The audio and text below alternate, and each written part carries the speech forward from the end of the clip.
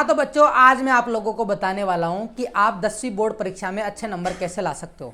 तो मैं विज्ञान में आपको 100 में से 100 नंबर दिलाने के लिए आपके लिए एक समरी पार्ट लेकर आया हूँ, जिसमें आप इसको पढ़कर ही आप परीक्षा में अच्छे नंबर ला सकते हो। अगर जो बच्चा अभी तो कुछ भी नहीं पढ़ा है ना, उसके लिए ये रामबाण साबित होने वाला है, क्योंकि इसमें महत्वपूर्ण प्रश्नों का संग्रह और किस तरीके से आपको तैयारी करनी है। तो यहाँ पे आप लोगों को मैं बताता हूँ कि ये जो आपका पहला पार्ट है वो 5 नंबर का है। इसमें 3 प्रश्न आने वाले हैं, एक आएंगे अभ्यासोदय वाले, एक आएंगे यहाँ पर अति लघुरात्मक और एक आएगा दीर्घ उत्तरीय प्रश्न। तो देखो, इनमें हम सबसे पहले दैनिक जीवन में होने वाली घटनाओं को जानते हैं। तो दैनिक जीवन में देखो कौन कौन सी घटनाएं होती है। दूध का फटना, लोहे पर जंग लगना, ये सभी क्या है? ये सभी दैनिक जीवन में होने वाली घटना है। और जैसे मान लीजिए दूध फट गया, तो दूध फटने से क्या तुम्हारा दोबारा दूध प्राप्त कर सकते हो क्या? नहीं। तो दूध आप दोबारा से प्राप्त नहीं कर सकते। इसका मतलब है कि वो परिवर्तन जो है रासायनिक परिवर्तन कहलाएगा। कौन सा कहलाएगा? रासायनिक परिवर्तन कहलाएगा। अगर मान लो लोहे पर जंग लग गई, क्या लग गई? लोहे पर जंग। अगर लोहे पर जंग लग जाती है तो क्या दोबारा वैसा का वैसा लोहा प्राप्त हो जाता है क्या? नहीं। तो ये भी कौन सा परिवर्तन है? रासायनिक परिवर्तन है। कैसा परिवर्तन है? रासायनिक परिवर्तन है। इसके अलावा जो सब्जियां जो होती है, सब्जियों के छिलके, सड़ी गली जो पत्तियां होती है, उनसे क्या बनता है? खाद बनता है। तो ये खाद बनता है, तो खाद क्या दोबारा से वो सड़ी गली सब्जियां प्राप्त हो सकती है क्या? नहीं ना। तो ये भी कौन सा परिवर्तन है? रासायनिक परिवर्तन है। तो हम ये कह सकते हैं कि रासायनिक परिवर्तन जो होता है ना, एक तरीके का स्थायी परिवर्तन होता है, यानी वो कभी भी दोबारा आप उससे जो अभिकारक हैं वो दोबारा प्राप्त नहीं कर सकते। तो ये घटनाएं बहुत इंपॉर्टेंट है, इनको जरूर पढ़ना है आप लोगों को। जैसे कि बर्फ का जमना, बर्फ जम जाती है तो क्या आप बर्फ को पिघलाकर वापस से पानी प्राप्त कर सकते हो? कर सकते हो ना। तो बर्फ का जमना जो है एक तरीके का भौतिक परिवर्तन है। क्यों? क्योंकि इससे आप बर्फ से पानी, पानी से वापस बर्फ बना सकते हो। तो ये एक तरीके का अस्थायी परिवर्तन हो गया। कैसा हो गया? अस्थायी, यानी आप कुछ भी कर सकते हो। और ये उत्क्रमणीय परिवर्तन भी है, यानी आप बर्फ से पानी बना रहे हो और पानी से वापस क्या बना लोगे? बर्फ बना लोगे। तो उत्क्रमणीय परिवर्तन उसे कहते हैं। तो ये हो गया भौतिक परिवर्तन। और रासायनिक परिवर्तन और भौतिक परिवर्तन में अंतर जानना और उसके उदाहरण, जैसे कि एक और उदाहरण अपन लेते हैं, मोमबत्ती का जलना। अब आप लोग बताओ, मोमबत्ती का जलना कैसा परिवर्तन है?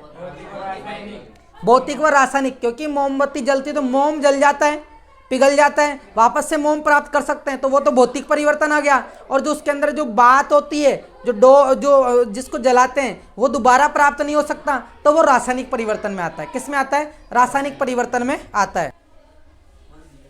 तो इस तरीके से अब मैं आपको बता दूं रासायनिक अभिक्रिया में कौन कौन सी क्रियाएं होती है। जो रासायनिक अभिक्रियाएं होती है उनमें एक तो अवस्था बदल जाती है। क्या बदल जाती है?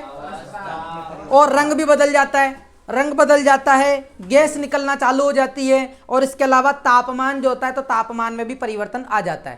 तापमान में भी क्या आ जाता है? परिवर्तन। तो ये भी बहुत इंपॉर्टेंट है, इसे भी आपको याद करना है। अब रासायनिक समीकरण किसे कहते हैं? रासायनिक समीकरण का मतलब पता है क्या होता है?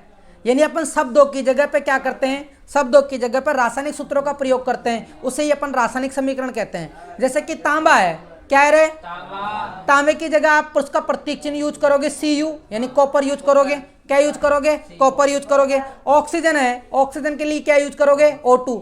तो कॉपर और ऑक्सीजन दोनों अभिक्रिया करते हैं और उत्पाद के रूप में कॉपर ऑक्साइड बनाते हैं। क्या बनाते हैं? Copper oxide. तो ये हो गया अभिकारक, और इसको गर्म करने पर कॉपर ऑक्साइड बन जाता है। इसी तरीके से अपन रासायनिक समीकरण लिखते हैं। अगर आप इसको बैलेंस नहीं करते हो और केवल आप कॉपर और ऑक्सीजन और ये लिखते हो, ये कंकाली ढांचा कहलाता है। ढांचा समीकरण जिसको बोलते हैं वो कहलाता है। तो अगर इसको बैलेंस कर दिया तो ये एक तरीके का रासायनिक समीकरण हो गया। और एक और इंपॉर्टेंट बात है, रासायनिक अभिक्रियाएं जो होती है उसमें ऊर्जा संरक्षण नियम काम आता है। यानी अभिकारक का जितना द्रव्यमान होता है, उत्पाद का द्रव्यमान भी उतना ही होना चाहिए। अभिकारक का कुल द्रव्यमान और उत्पाद का कुल द्रव्यमान क्या होना चाहिए? बराबर बराबर होना चाहिए। यह था रासायनिक समीकरण से। यहां से भी प्रश्न पूछा जा सकता है। नेक्स्ट आपसे पूछा जाएगा कि जो रासायनिक अभिक्रियाएं होती है उनके क्या क्या प्रकार होते हैं, और उनसे संबंधित कुछ महत्वपूर्ण बातें कि उसमें संयोजन अभिक्रिया में क्या होता है, वियोजन में क्या होता है। तो मैं आपको बहुत शॉर्ट में समरी जो है मैं आपको बहुत सरल तरीके से बता रहा हूं क्योंकि आपकी समरी चल रही है ना, आप रिवीजन कर रहे हो एक तरीके से। तो देखो, संयोजन का मतलब होता है जुड़ना। संयोजन का मतलब क्या होता है? जुड़ना। अगर अपन दो तत्वों को आपस में जोड़ते हैं और उससे जो उत्पाद बनता है तो वो अभिक्रिया कहलाती है संयोजन अभिक्रिया। कौन सी कहलाती है?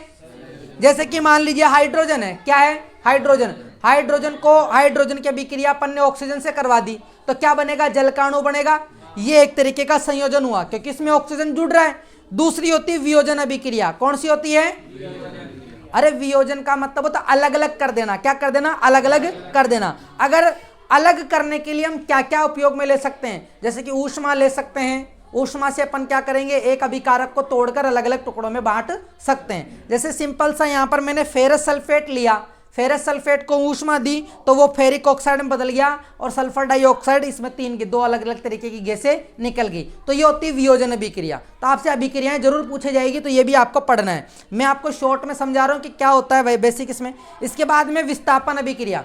विस्थापन अभिक्रिया को आपको समझने के लिए आपको पहले आपको क्रियाशीलता का क्रम आना चाहिए, घटता क्रम। और मैंने क्रियाशीलता के घटते क्रम की ट्रिक बताई थी आपको, याद है क्या आपको? कनका, मांगे, आलू, जनफे, पबकू, एचजी, एजी, एयू, ये ट्रिक थी। तो आप उस ट्रिक का उपयोग करके जो अधिक क्रियाशील होगा वो कम क्रियाशील वाले तत्व को अलग हटा देगा उसको। तो विस्थापन अभिक्रिया में क्या होता है कि वो किसी को हटाकर उसके स्थान पर आ जाता है, उसे अपन बोलते हैं विस्थापन अभिक्रिया। क्या बोलते हैं उसे? विस्थापन अभिक्रिया। इसके बाद में होती है अपचयन और उपचयन। देखिए, अपचयन का मतलब होता है ऑक्सीजन का जुड़ना। अपचयन का मतलब क्या होता है? ऑक्सीजन का जुड़ना। और उपचयन का मतलब होता है ऑक्सीजन की कमी होना। जैसे कि अगर ऑक्सीजन का जुड़ना, जैसे कि मैग्नीशियम धातु है, अगर मैग्नीशियम में अपन ने ऑक्सीजन को जोड़ दिया तो मैग्नीस ऑक्साइड बन जाता है ना, बन जाता है। इसको अपन बैलेंस कर सकते हैं, दो दो से बैलेंस कर सकते हैं। तो ये तो हो गई एक तरीके की कौन सी अभिक्रिया? अपचयन अभिक्रिया, क्योंकि अपचयन में ऑक्सीजन जुड़ता है और उपचयन में ऑक्सीजन निकलता है। इस तरीके से हमने सारी अभिक्रियाओं की समरी पढ़ ली। ऐसे आपको डिटेल्स इसको पढ़ लेना है, एक एक उदाहरण आपको याद कर लेना है। बढ़ते हैं आगे। नेक्स्ट मैं आपको बता देता हूं कि दैनिक जीवन में उपचयन जो अभिक्रिया होती है, उपचयन अभिक्रिया का मतलब है ऑक्सीजन को निकालना। अरे उपचयन का मतलब मैंने अभी आपको बताया ऑक्सीजन का बाहर निकलना। तो उपचयन के बहुत सारे दैनिक जीवन में प्रभाव देखने को मिल सकते हैं। जैसे कि पहला है संक्षारण। संक्षारण मतलब आप लोग ये समझ लेना कि जब कोई धातु जो होती है, धातु लोहे की भी हो सकती है और कोई भी धातु हो सकती है, अगर वो अपने आसपास अम्ल से या फिर आर्द्रता से क्रिया करती है या फिर उसके संपर्क में आती है, जैसे मान लीजिए अपना लोहे का गेट है और बाहर पड़ा है वो, उस पर पानी की बूंदें रोज गिर रही है, ओस की गिर रही है, तो आप देखोगे थोड़े दिनों पे उसके ऊपर है ना, उसकी चमक भी खत्म हो जाएगी, जंग भी लगने लग जाएगी, जंग भी लगने लग जाती है ना। और अगर कोई भी धातु अगर बाहर पड़ी रहती तो धीरे धीरे उसकी चमक खत्म हो जाती है, चमक खत्म हो जाती है ना। अपन नए नए चादर लेके आते हैं और थोड़े दिनों बाद वो चादरों की चमक खत्म हो जाती है, तो उसी अपन क्या बोलते हैं? संक्षारण बोलते हैं। क्या बोलते हैं? संक्षारण बोलते हैं। जैसे कि संक्षारण के और भी उदाहरण आपको समझाता हूँ। चांदी जो होती है, चांदी के ऊपर काली परत चढ़ जाती है। जैसे पसीनों में क्या होती है, अपन जो भी चांदी की माला पहन रखे होते हैं तो उस पर पसीनों की वजह से उस पर क्या होती है? काली परत चढ़ जाती है। तो ये भी संक्षारण का उदाहरण है। इसके अलावा तांबे के जो बर्तन होते हैं, तांबे के बर्तन अगर वो पानी के ह्यूमिडिटी के कांटेक्ट में ज़्यादा रहते हैं या फिर उसमें कोई अम्ल डाल दिया तो उसके ऊपर हरे रंग की परत चढ़ जाती है। और ये भी ध्यान रखना कि हरे रंग की परत कब चढ़ती है? तांबे के ऊपर चढ़ती है। किसके ऊपर चढ़ती है? तांबे के ऊपर।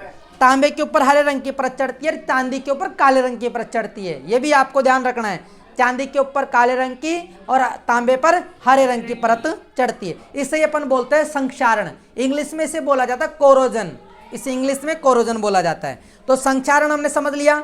अब बात आती है विकृत गंधिता, जिसे रेंसिडिटी बोला जाता है इंग्लिश में। विकृत गंधिता का मतलब क्या होता है? क्या होता है विकृत गंधिता? देखिए, गंधिता आ रहा है ना, गंध यानी जो तेलीय खाद्य पदार्थ होते हैं ना, जिनको अपन तेल से बनाते हैं, तेल से पकाकर बनाते हैं। जैसे कि चिप्स के पैकेट जो आते हैं, चिप्स वो तेल से पकाकर ही बनाए हैं, तो तेलीय खाद्य पदार्थ हो गए। कौन से हो गए? तेलीय खाद्य पदार्थ हो गए। इन तेलीय खाद्य पदार्थों को अगर लंबे समय तक अगर हमें सुरक्षित रखना है, जैसे चिप्स के पैकेट दुकानों पे चले जाते हैं तो लंबे समय तक रहते हैं, वो 6-7 महीने तक तो दुकानों पे पड़े रहे, तो लंबे समय तक अगर बचा कर रखना है तो उससे अपन बोलते हैं लंबे समय तक रखे जाने पर उसमें क्या आ जाती है, विकृत गंधिता आ जाती है। अगर मान लीजिए आप ऐसे ही तेल से बनाई हुई चीज को अपने घर में रख लिए तो 2-3 दिन में खराब होने लग जाएगी ना। तो पता है क्या किया जाता है, जो चिप्स के पैकेट आते हैं तो आपने देखा कि फूली फूली आती है, आप सोचते होंगे सर इसमें ज्यादा है इसलिए है वो, और वो ज्यादा नहीं होती, माल तो उसमें थोड़ा सा आता है, उसमें गैस भरी रहती है, और वो गैस पता है कौन सी होती है, नाइट्रोजन, यानी ऑक्सीजन को बाहर निकाल देते हैं। ऑक्सीजन को बाहर निकाल के कौन सी गैस डाल देते हैं उसमें, नाइट्रोजन, क्योंकि नाइट्रोजन गैस जो है वो उसको खराब होने से बचाती है, विकृत गंधिता से बचाती है। ठीक है, जैसे आप चिप्स के पैकेट का फोड़ते पूरी हवा निकल जाती है, उसमें नाइट्रोजन गैस होती है। क्या होती है, नाइट्रोजन गैस। तो बहुत इंपॉर्टेंट है विकृत गंधिता, इसे जरूर याद कर लेना, और संक्षारण ये भी आपको याद करना है। अब मैं आपको ऐसे टॉपिक बताने वाला हूं जिनको तो आपको पढ़ना ही है, बहुत इंपॉर्टेंट टॉपिक का ध्यान रखना, बहुत इंपॉर्टेंट टॉपिक है। इस पहले चैप्टर में से आपको इन टॉपिक को तो पढ़ के जाना ही है। ये मैंने जो अभी आपको बताया इनमें से तो 99% चांस है कि आपको पर्सन मिलेगा ही, जो मैंने अभी तक पॉइंट बताए।